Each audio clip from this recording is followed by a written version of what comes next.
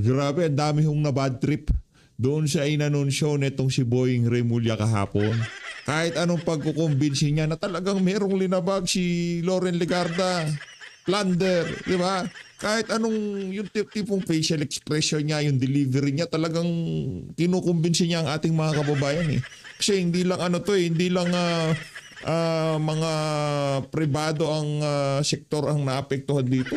Buong Pilipinas, di ba? Ang ating bansa ang talagang naapektuhan sa ginawa ng mag-ina. Ganun yung delivery niya, ganun yung packaging niya. Gusto niyang pag-alabin yung galit na sambayan ng Pilipino. Pero imbis na mag-alab, lalo hong na bad trip ang ating mga kababayan sa ombudsman. Mantakin niyo baka mauna pang makulong itong si Loren Legarda kaysa dito kay Martin Romualdez. Saan ba naman ho kayo nakakita ng ganyan, di ba? Pero bago ho tayo magtungo sa pagsalansan itong si Atty. Trixie Cruz Angeles yan sa issue na yan at itong si Sir Eli Saludar, kung bago lang ho kayo sa PH Update, siyang like at siyang subscribe. Masaya na ho tayo dyan at sa mga gusto sumali sa ating community, yung join button nandiyan lang ho sa baba. Ayun na nga, maliban sa pagbagsak nitong si Marcos Jr., pati pagbagsak ng mga Remulla ho ngayon, hinihintay na ng ating mga kababayan. At kung sakaling sabay bumagsak yung mga Remulla, ang daming kalaban ng mga Remulla. Revilla, Marcoleta, Defensor, Cayetano, Legarda, Duterte. Ang dami yung pamilyang kalaban ng mama na yung mga panahon na to. Iba pa, yung mga tahimik na lang kalaban dyan sa Cavite, yung mga pamilyang galit sa mga Remulla na yan sa Cavite na hindi nagsasalita ngayong mga panahon na to. Kasi nga, gigipitin sila. Pero pagka bumaksak na ho yung mga Remulla na yan, sira yung political career, pati apuhan nitong si Boying Remulla, sigurado, wala nang balik sa politika. Dito ho tayo kay Sir Eli Saludar. Game. Alam nyo, talagang nakakagulat ho ngayon yung mga nangyari dito po sa ating bansa. Lalo na ho dito sa, mukhang talagang uubusin ho yung mga senador diyan po sa Senado na kung saan ay hindi po kalyado ng administrasyon. At sa pagkakataong ito pong si Senator Loren Legarda at yung kanyang anak na sa Batangas 1st District Congressman Leandro Lebiste ay plunder ho at graft ang kanilang kakaharaping kaso. Kaugnay daw po ito ng multi-billion peso solar energy projects. Yan po inanunsyo ni Ombudsman Boying Remulla. At na kung saan ay itong kasong ito ay papasok na raw po ito sa preliminary investigation at para malaman kung yung mga ebidensya ay sapat para madala po sa korte. So dito ho mga kababayan ay huhulaan ko ito mga kababayan. Baka maunahan pa ito yung kaso laban po kay dating Speaker Martin Romualdez na inanunsyo ni Pangulong Marcos Jr. Abangan natin kung maunahan pa ho ito mga kababayan. Pero dito ho ay ghost electricity daw. Yung di na i-deliver ng mga kuryente ng kumpanya nitong si Leandro Lebiste. Ang balita ho natin, kung di tayo nagkakamali inipit ho yung mga dokumento o yung proseso na dapat na sana mag-ooperate sila kaso inipit. Kaya yun, hindi natuloy yung kanyang proyekto na yan. Maraming istorya yan talagang iipitin. Kumita ba ang administrasyon? Kikita ba ang administrasyon dyan sa solar na yan? Kung hindi kikita, talagang iipitin niya sigurado. Ibibigay nila yan doon sa mga kung sila kikita. Sabi ho, ito pong Senator Loren Legarda at Congressman Leandro Lebiste at dating Energy Secretary Alfonso Cusi, sinasabi may mga ito sa detalye yung aligasyon ho rito ay di umano ay nagsabwatan para makakuha ng exclusive government rights at solar energy contracts. At yun ho parang lumikha raw po ng virtual monopoly and locking out sa iba pang mga investors. So yun po ang binabanggit ho rito. At ito raw po ang mga batason na sabi ho ni Ombudsman Boying Rimulya. Ano eh, tipong ang estratehiya nitong mga adik sa Malacanang, akala ko siguro na sa pagpapakulong dito sa kanilang mga hindi kasundo sa Senado, mamahalin na sila ng tao. Kabaliktaran ho nangyayari, di ba? Pati mga kababayan nating OFW, grabe ho yung pagtanggap dito sa balita na to, nauunahin pa si Loren Legarda at ang kanyang anak kaysa kay Martin Romualdez. Kulong si Martin Romualdez, yun lang naman ang gusto nating ulo eh. Baka ma-misinterpret kasi nga mga adik. Yun lang naman kasi ang gusto nating makulong si Martin Romualdez. Kasi isa siya sa talagang sentro nitong issue na to. Trillion ho pinag-uusapan nito. Yung kay Leandro Libiste, walang ninakaw. O ipagpalagay na natin, ha, bigyan natin ng benefit of the doubt itong si Bonjing Rimulya. 'Di ba? Ipoproduce pa lang na kuryente, hindi ninakaw na kuryente. Hindi ito systems loss. Ipoproduce pa lang, hindi na-produce. Ipagpalagay na natin, hindi na-produce. Hindi na-produce. Bigay na natin yun. Pero hindi nagnakaw. Si Martin Romualdez di umanon. Diniliberan ng... Nakuha niyo ba? Kaya ang daming nabatrip kay Bonjing Rimulya Malinaw na malinaw raw ho, mga kababayan paglabag po sa Anti-Graft and Corrupt Practices Act, yung Code of Conduct and Ethical Standards for Public Officials at Employees at yung Plunder Law. Ito na naman ho, mga kababayan. Kung plunder law, alam niyo ho, dami kong kinausap ng mga abogado. Plunder ba yon? Parang lumabag sa prangkisa ako naman. Kasi yung pagkakakuha po ng prangkisa, sabihin natin, nitong yung anak ko, ni Senator Loren Legarda, inaprubahan po ito ng Congress At kapag ganyan, kasi may mga gano'n, nakukuha ka ng prangkisa, pero sabihin natin ay hindi ka nakatugon sa iyong mga, kasi may mga condition ho dyan 'di ba, sa prangkisa. Parang kumuha ka ng prangkisa, alam ba, sa radio, television, pag lumabag ka sa mga panuntunan, ay ang gagawin ho, babawiin ho yung prangkisa. Ganyan po yung nangyayari. Pero ito, sa pagkakataong ito, may plunder ho. Kung sa bagay, hindi naman na imposible na makasuhan ng plunder itong mag-ina dahil sa, di ba, yung kay Senator Rodante Marcoleta nga ho, mga kababayan biro mo, yung pera na involved ay galing sa pribadong individual. Tapos yung nag-donate ho, mga kababayan, ay nakasuhan din ng plunder. Siguro talagang pinakamahigpit na ho na talagang bubutasan mo, pwedeng bribery lang ho di ba? Bribery. Pero plunder, kasi bakit pag plunder? Kasi kulong ka agad at walang piyansa. Ganito rin ang gagawin ho rito sa mag-ina kay Senator Loren Legarda at kay Congressman Leandro Lebiste. So mga kababayan, ito pakinggan nyo ho, ito hong pahayag ni Ombudsman Boying Rimulya at sinasabi niya ipapasok na raw po ito sa yung susunod na hakbang ay para po sa preliminary investigation. Ito, panoorin nyo ho, mga kababayan, itong paliwanag ni Ombudsman Boying Rimulya. Ito po, panoorin nyo ho. At nakikita ko lang si Bonjing, nababatrip ako, tanggalin ko na dyan. Kung maririnig nyo siya, baka kumakain kayo, nanonood kayo ng kung ano, may ginagawa kayo, mabatrip kayo. Makakurot nyo yung katabi nyo, mabatukan yung katabi nyo dahil sa mga sinasabi nitong Bonjing Rimulya na to, tinanggal ko na ho. Ayan po ang pahayag ni Ombudsman Boying Rimulya at na kung saan ay ang sinasabi, di ba, mayroong ding naging depensa ho dyan, di ba, si Congressman Leon Lebiste na nauna dyan, ikanilang in-invoke yung good faith. At ito hong syempre, alam nyo naman ho, mga kababayan, ay yung mga ganito, alam ba, binigyan ka ng prangkisa, kung lumabag, bawi ng prangkisa. Bawi ng prangkisa. Di po. Parang ABS-CBN, di ba? Ay, hindi pala binawi. Hindi na binigyan ng panibagong hindi na inayaang mag-renew, di ba? Hindi kinuha. Pwede ring suspended indefinitely kagaya kay indefinite suspension kagaya sa SMNI, pwedeng gawin 'yon. Di ba? Pero para kasuha mo ng plunder dahil sa prangkisa, para ka nang siraulo doon. Po ba? Pero ewan ko lang ho, mga kababayan, talagang Wala ho tayong magagawa dahil sila po ang sabi nga, nasa may kapangyarihan.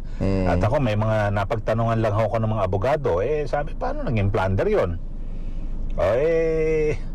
Bagay talagang ganyan humakoban Ika nga weather lang ho yan di ba? At talagang... Pero sira, grabe no, grabe. Kay Tatay Digong hindi ko ginawa ni dating Pangulong Rodrigo Duterte yan. Si Dilima, may din talagang problema. Hindi kinasangkapan yung ombudsman na gawing plunder, gawing ganito, gawing... Hindi, walang pinakulong na ganyan si Tatay Digong. Sila ho talaga gamit na gamit yung salitang plunder sa kanila. Di ba? Gamit na gamit sa mga kalaban nila sa politika. Pero dito kay Boying Remulla, Hulaan ko. Next administration, makukulong si Boying Remulla. Kaso plunder. Like, hindi, hula lang naman. Hindi ko sinasabing nagdambong siya, nagnakaw siya ng kung ano pa man. Kasi kung ano ang itinanim, yon ang iyong aninihin. Nagtanim ka na siya damukal na plunder, anong tutubo dyan? Natural plunder.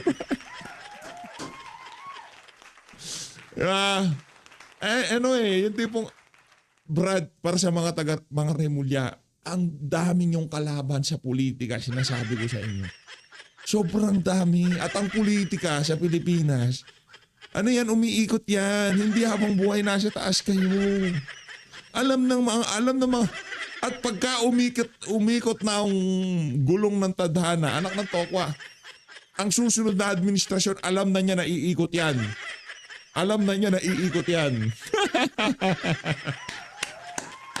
Let's go. Good luck sa inyo. Nagtanim ka ng plunder, ano ang iyong anihin plunder? Gumawa ka ng gawa-gawang plunder, anong tatanim mo? Gawa-gawang plunder. Kung ano ang iyong itinanim, yun ang iyong aanihin. Kaya Senator Dante Marcoleta, graft nga graft na lang. Ba't mo pinlander? Para hindi lang makadalo sa impeachment trial ni Sara Duterte. Yun. Talagang pilit na pilit yung plunder kasi di naman galing sa kaban ng sambayan ng Pilipino yung galing pribado, galing business. Di ba? Graft ka dyan, graft ka. Pero pinilit yung plunder. Bakit? Next administration, ulaan natin. Fearless forecast ko, may plunder si Boying. Yun, abangan natin kung ako, ang tanong ko nga ho rito ay baka maunahan pa ho ito na mag-ina na makulong, no? Talaga kasi ito pong si dating Speaker Romualdez. Mga kababayan. So dito ho, titignan ho natin kasi alam nyo ho, kaya pag plunder ka agad, kasong plunder, saka ka na magpaliwanag sa korte pero nakakulong ka na. Di po ba? Katulad yung nangyari, di ba, kay Senator Marcoleta. Yung issue po rito, yung contribution ho. Yung donasyon sa kampanya, sa eleksyon. Tapos yung negosyante yung tatlong negosyante, nadamay din plunder. Andun sila nakakulong. So dito, ako hindi naman magtataka, talagang pwedeng maipuso nila, maiprosige na talagang kasong plunder, mga kababayan. At siyempre, kapag nakulong din, ito pong si Senator Loren Legarda, ay mababawasan na naman, papaunti. Tapos isa rin po sa mga sinasabing di umano'y target. Sige nga, sa gagawin na yan kay Loren Legarda, sa tingin niyo ho ba na naisin niya na hindi maging presidente si VP Sara? Sige nga, tanungin ko ho kayo mga kababayan. Lahat ng kalaban ng administrasyon dito, lahat ng kalaban ng administrasyon na to, ang nakikita ho nila na pinakamalaking pananakit na ginawa ang administrasyon kay Vice President Sara Duterte. So lahat yan magko-consolidate yan. Sinong magiging leader natin? Di ba? Hindi para gumante. Ito ay para mabigyan ng hustisya yung mga kalokohang ginawa ng administrasyon na to. Hindi para gantihan. Anak ng toko hindi para sa ganun. Marami ho silang kabalbalang ginawa. Kaya ang ang issue dito, kailangan nilang panagutin yung mga kalokohan na yun. Ay itong si Senator Alan Peter Cayetano. So, ang dami na ho, mga kababayan. Yun, plunder din daw ho ang ikakaso dahil sa di umano'y anomalya dyan po sa Taguig. So, mababawasan ho. Tapos si Senator Pia Cayetano, inireklamo rin daw po meron daw hong ethics complaint.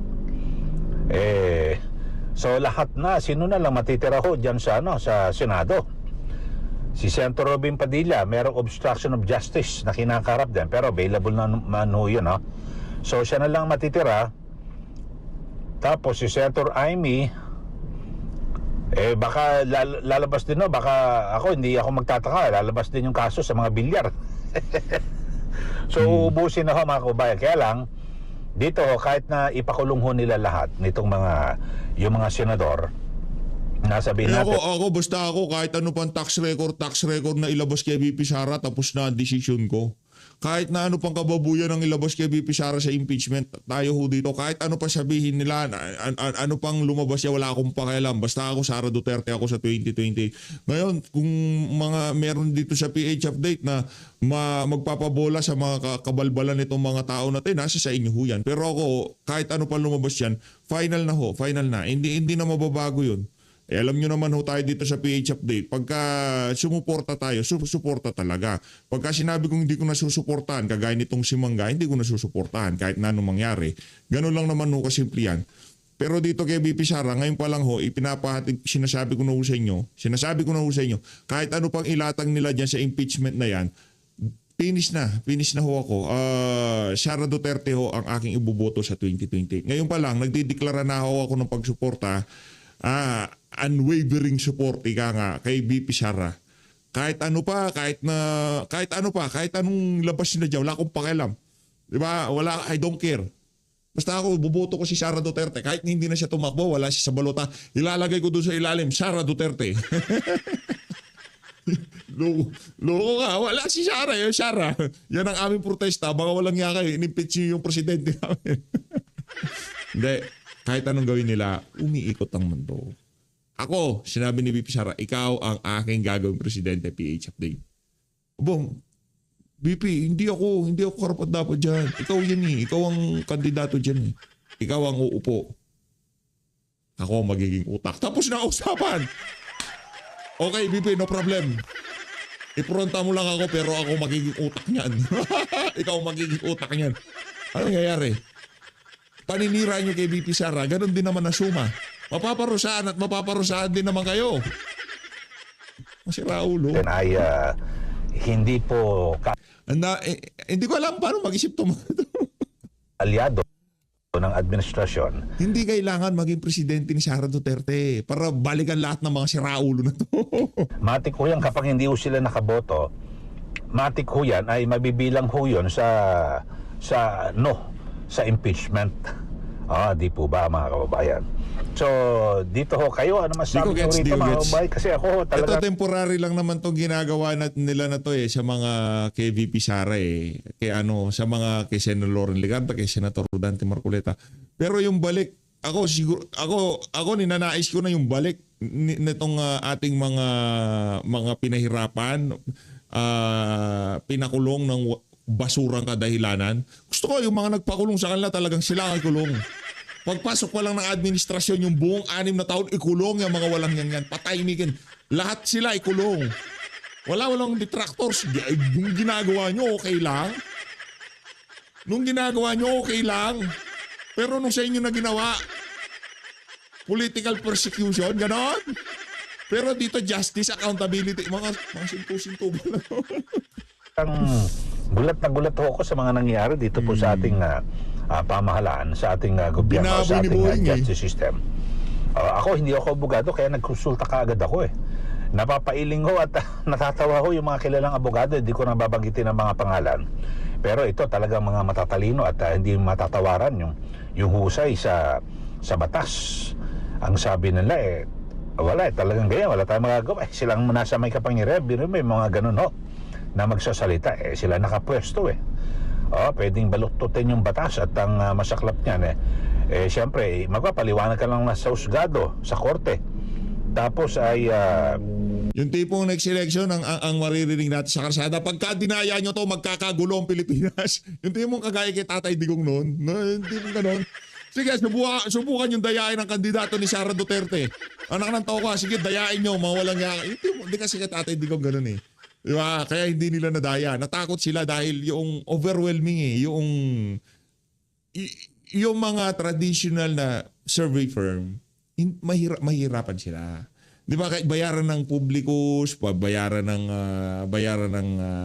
public, hindi mababayaran ng Publicus Asia.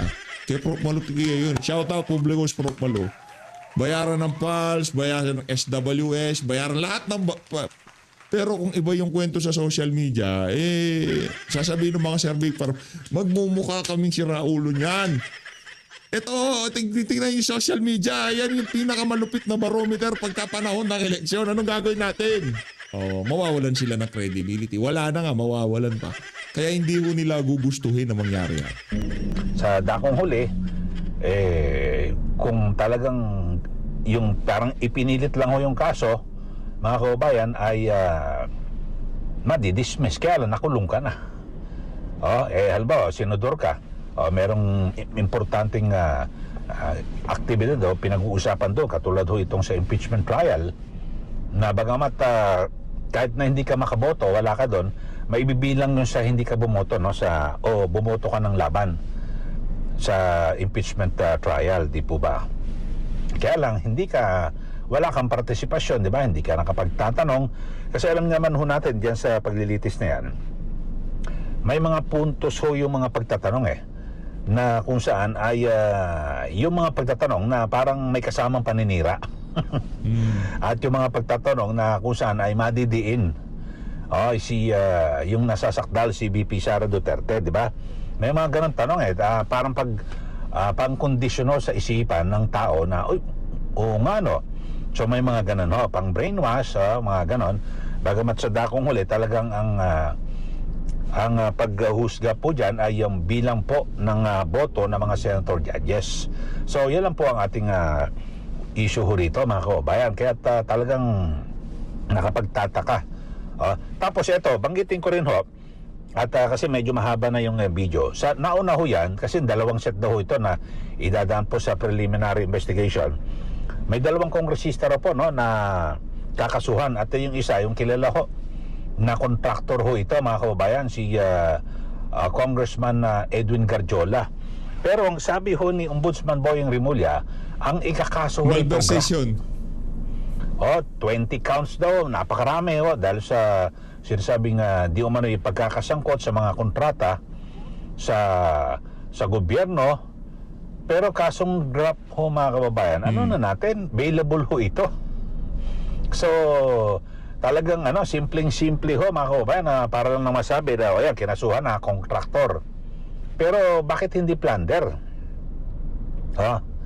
Dahil sa baka okay na, nagkausap na ba o paano? Kasi yung po magiging perception ho rito ng ating mga kababayan, bakit hindi plunder? Tapos yung mga, sino pa ba yung congressman na yung magkapatid na Yap, wala rin ho, di ba? Yung mga nauna mga binabanggit ho ni Ombudsman Boying Rimulya. Yung kay Senator Joel Villanueva at Chis Escudero, wala na rin ho. Nagkalimutan na. Mga kababayan, kaya may sinasabi nga ho itong si Congressman Egay Irice na sa kanyang paniniwala, ito pong si Ombudsman Boying Rimulya ay in-appoint para magprotekta di umano kay Pangulong Marcos Jr. So yun pong sinasabi niya. At kaya naman yung ating mga kababayan na nagmamasid ho, talagang ganun na rin po ang nagiging perception. Di po ba? Kasi pag titimbangin mo, mas marami ngayon yung mga nasa hindi kaalyado ng administrasyon, yung mga yung nakakasuhan nun na mabibigat ho na kaso, di ba? At ang pinakamatindi ho dyan yung plunder. So dito ho, mga kababayan, para talagang ang paniniwala ng lahat para talagang naaubuso ho, di po ba? Ito hong kasong plunder, basta kakasuhan ka kasi wala kang kawala, kulong ka, so nagdudusa ka na. At kung ano man yung mga ginagawa mo, hindi mo na muna magagawa dahil ikaw ay nasa loob ng bilangguan. So yun po ang masakla po, mga kababayan. Kaya alam mo, sa mga pangyayaring ho ito, talagang ewan ko lang ho, lalo ho nagkakawatak-watak ho ang mga Pilipino. At ito sa gitna ho ng patuloy na kahirapan na dinadanas po nating lahat, di po ba? At di ba, para ewan ko kung matatabunan ba rito yung O, yung kahirapan nating lahat, yung kagutuman. At higit po sa lahat, yung matindi ho na, di ba, na paulat na grabe ho yung pangungutang ho ng ating gobyerno. Nasa 19.07 trillion pesos na po ang utang. At ngayon lang ho, yung mula January hanggang June 2026, ngayong taon lang ho ito, nasa 1.4 trillion pesos na po ang nautang. Ang budget ho natin ngayong taon, 2026, ay 6.7 trillion mahigit yung budget. So nakautang na ho ng kalahating taon pa lang ng 1.4 trillion pesos. So may kalahating taon pa ho mula July hanggang December, mga 1 trillion ulit yan. So tapos next year yung panukala ho na budget ay nasa 7.2 trillion pesos. So ang laki ho. Samantalang dito nga sa 6.7 trillion ho, nagkautang-utang na ho tayo, baka umabot ho ng 2 trillion ng utang. Tapos next year, tinaasan pa ho yung budget ho natin. Na dapat ho, kung magkano lang, dapat ang gawin ho, sana, ito ho, tanong sa mga ahensya ng gobyerno, ba, BIR, Bureau of Customs, so magkano bang kaya niyong kolektahin na buwis? O ito lang ho, Mr. President, hanggang 6 billion lang kami. O lahat-lahat, pati lahat ng mga ahensya, o 6 billion, sige, 6 billion lang ating budget. Dapat ganun ho. Para wag na ho muna tayo mangutang. Kaya lang, ito masaklap po mga kababayan. Bahala na yung mga susunod na administrasyon. Basta utang tayo ng utang ngayon. Yung po masaklap, di po ba? Dapat ho sana magkaroon po ng batas na kung saan ay meron pong limitasyon, nililimitahan yung pag-uutang ng isang bawat administrasyon, di ba?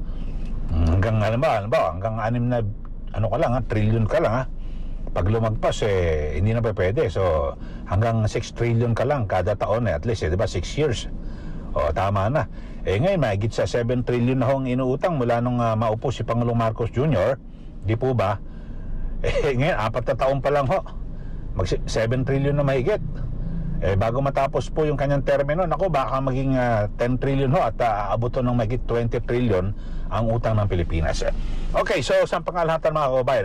Ayun na nga mga kababayan, punta na tayo kay... Salamat Sir Eddie Salazar. Punta tayo kay Atty. Trix. Pag-usapan natin ngayong araw na ito, ang mga cases that have suspiciously, again, been publicized tungkol against Lauren and Lian Leviste. So, at tingnan natin kung ano yung mga charges na ito at tungkol saan. And of course, tingnan rin natin ang hindi maiiwasang timing ng pagpa-file ng mga ito. So, bago tayo magpatuloy, huwag pong kakalimutan, like, share, follow, and subscribe. And for those who are in the Black app, mayroon tayong gift goals. And we would thank you very much for your support for Luminous. The same goes here for those who are watching on the blue, red, and green apps. Maraming salamat po sa tuloy-tuloy ninyong pagsusuporta sa amin. So muli, huwag pong kakalimutan, ang simpleng like at share ay makakatulong sa pagpapalaganap ng ating ng impormasyon na i-discuss natin ngayong araw na ito. Okay, so muli, umpisahan natin. Ano ang charges? So, surprise! Sa kasagsagan ng impeachment trial ni Vice President Inday Sara, mayroon daw na fina-file ng mga kaso laban kay Lauren Legarda at kay Lian Leviste. Kung titignan natin sa mga news reports, kailan ba inumpisahan ni Ombudsman Remulla yung pag-imbestiga sa mga kaso na ito? Ang umpisa nito ay 2025 lamang, kung di po ako nagkakamali, towards October ng 2025 lang po. At nakapag-terminate just very recently, ibig sabihin, nag-fact-finding sila o fact-gathering sila tungo sa kanilang investigasyon at very recently, eto na nga, ay nagfa-file na po sila ng mga kaso laban kay both Senator Lauren at kay Congressman Lian Leviste. So ano po ang mga sinasabi nilang mga charges? So ayon doon sa ombudsman, ang aligasyon nila ay si Senator Lauren, si Congressman Leviste at si former Energy Secretary Alfonso Cusi ay di umanong nag-conspire para makakuha ng eksklusibong karapatan sa solar power at nag-create daw sila ng virtual monopoly. So na-lockout, dahil dito na-lockout ang mga competing energy investors. So ano naman ang sinasabi ni Lauren at ni Congressman Leviste, ni Senator Lauren at ni Congressman Leviste dito? Ayon kay Senator Lauren, false and baseless daw ang akusasyon and an undeserved smear on her public service record maintained since 1998. Si Congressman Leviste naman, nagsabi siya publicly ay yung mga reklamo dito ay super duper weak, mga nuisance suits lang po ito and politically arranged para matahimik yung kanyang krusada laban sa DPWH flood control corruption. Pangalawa, ang aligasyon ay exclusive daw ang solar contracts na inaward pero hindi naman daw dinevelop. Ang tawag ni Ombudsman, ghost electricity at unpaid obligations. So hindi daw, na-deprive daw ang bansa ng power capacity, tumaas daw ang consumer costs at nag-iwan ng 10.44 billion daw in unpaid financial obligations. On the part of Senator Lauren, ang sinasabi niya is walang involved na public funds dito, walang nagasta at walang nawala sa kahit ano sa mga private solar energy projects. Sabi naman ni Congressman Leviste, hindi kanya yung tinatawag nilang ghost projects dahil walang government money na nakuha o na misuse. And finally, yung allegation, meron pa pala. May allegation din ayon sa ombudsman na kinomercialize daw ni Congressman Leviste yung 25-year franchise niya na ginrant under Republic Act 11357. At ang korporasyon niya ay ang Solar para sa Bayan Corporation. Binenta daw nila ito ang controlling stakes sa Meralco or MGen para sa at nag-profit siya ng bilyon-bilyon daw nang walang congressional approval. Okay, so ang tawag dito ay flipping. Alam niyo yung flipping, yung pagbibili ka ng bahay, ayusin mo ng contents, bebenta mo kagad. So ito, ang alegasyon kay Congressman Leviste ay finlip lang niya. Nakuha niya yung batas, pero binenta din niya kagad. Ayon kay Congressman Leviste, wala akong binenta na prangkisa na kumita ako. Pangalawa, sabi niya, may corporate distinction yan. Sabi niya, ang Meralco bumili ng shares sa SP New Energy Corporation, which is a completely different and separate corporate entity from Solar para sa Bayan Corporation. Bukod pa dyan, ang sabi ni Congressman Leviste, inactive na po ang prangkisa ng SPBC o Solar para sa Bayan. At ipso facto, na-revoke na ito dahil nga 2 years inactive.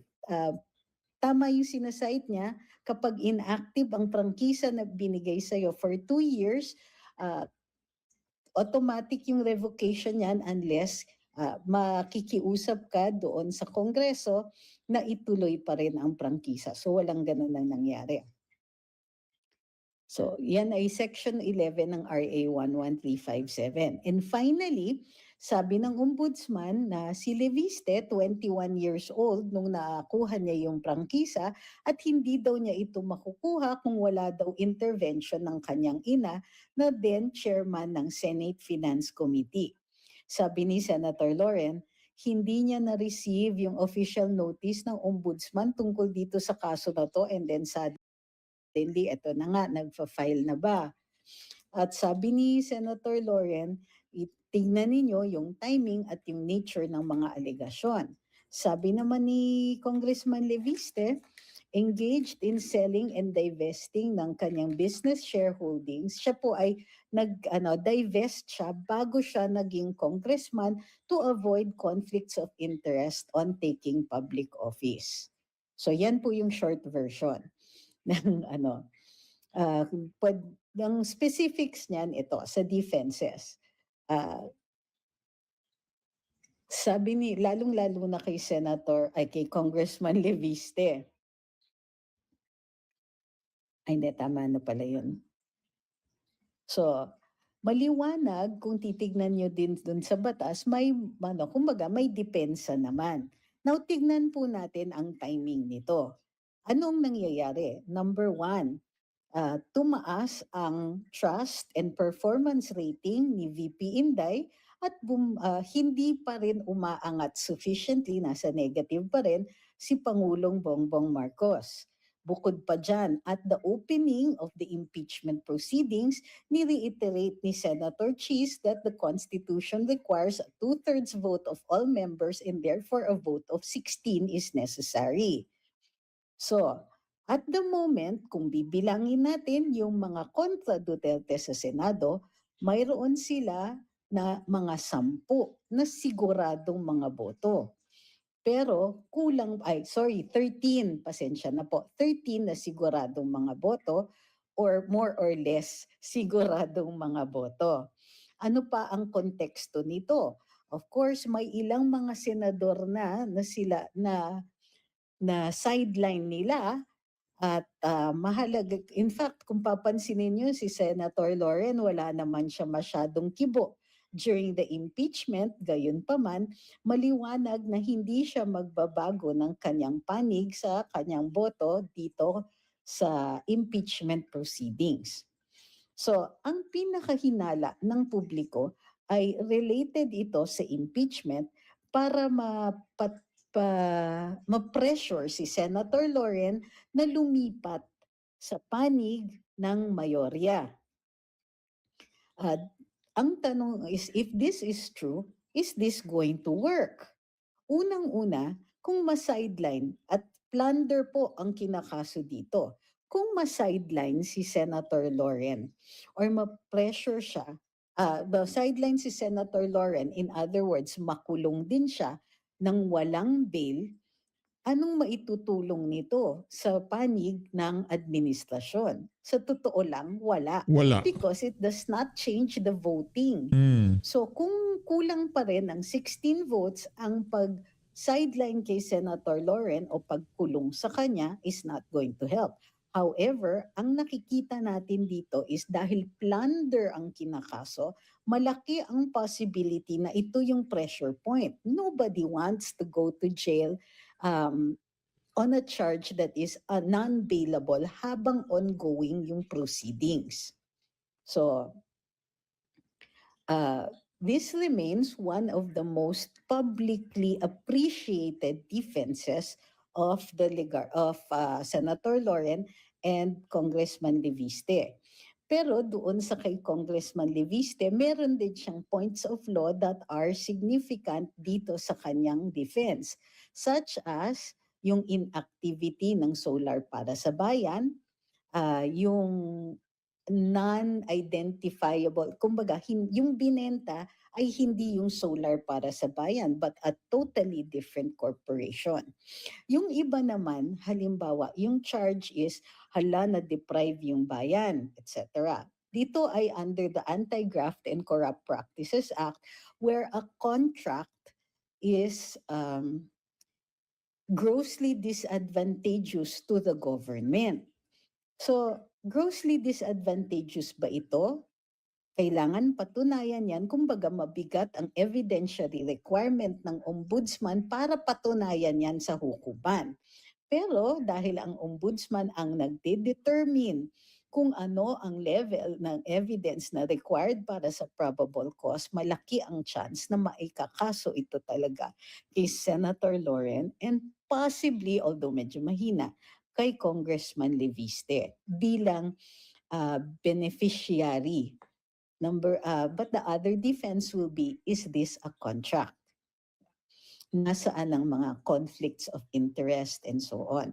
Because if there was a conflict of interest, titignan din kung ano ang vote dito, kung sino yung mga nagboto. In other words, the investigation should not stop at just the senator who proposed the law, but also to those who voted for it. So, Ayun na nga mga kababayan, dito nung natatapusin ang ating reaction video. Maraming salamat sa pag-support sa page update. Mag-ingat po kayo lahat.